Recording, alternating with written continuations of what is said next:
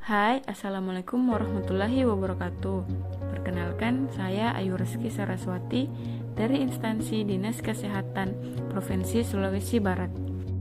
Saya adalah peserta Latsar CPNS tahun 2022 dan di bawah bimbingan Ibu Nurbayani SKM MKes dan dimentori oleh Bapak Ahmad SKM.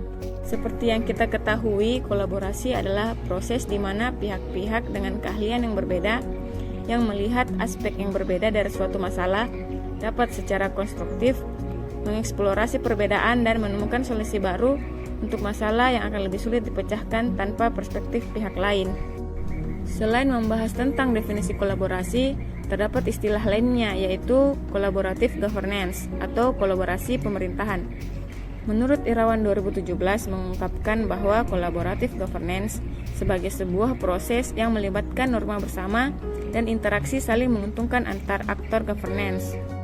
Kolaborasi juga sering dikatakan meliputi segala aspek pengambilan keputusan, implementasi sampai evaluasi, berbeda dengan bentuk kolaborasi lainnya atau interaksi stakeholder bahwa organisasi lain dan individu berperan sebagai bagian dari strategi kebijakan. Collaborative governance menekankan semua aspek yang memiliki kepentingan dalam kebijakan membuat persetujuan bersama dengan berbagi kekuatan.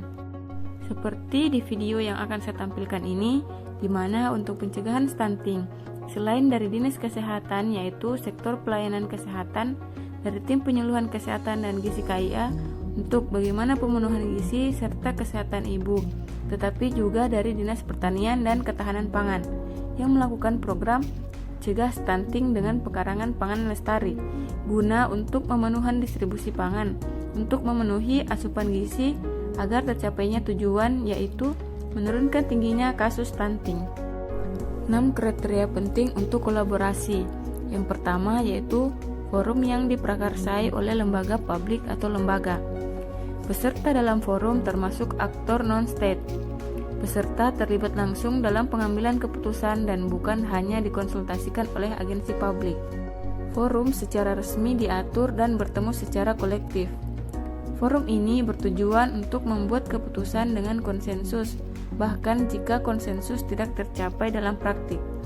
Dan yang terakhir, fokus kolaborasi adalah kebijakan publik atau manajemen. Adapun proses yang harus dilalui dalam menjalin kolaborasi. Yang pertama, trust building, membangun kepercayaan dengan stakeholder mitra kolaborasi.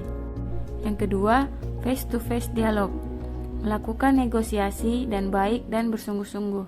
Yang ketiga, komitmen terhadap proses, pengakuan saling ketergantungan, sharing ownership dalam proses, serta keterbukaan terkait keuntungan bersama.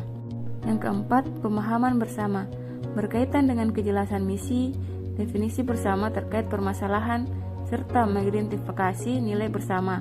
Dan yang terakhir yaitu menetapkan outcome antara. Faktor yang mempengaruhi keberhasilan dalam kolaborasi antar lembaga pemerintah adalah kepercayaan, pembagian kekuasaan, gaya kepemimpinan, strategi manajemen, dan formalisasi pada pencapaian kolaborasi yang efisien dan efektif antara entitas publik. Dan sebaliknya, faktor yang dapat menghambat kolaborasi antar organisasi pemerintah yaitu ketidakjelasan batasan masalah karena perbedaan pemahaman dalam kesepakatan kolaborasi dan dasar hukum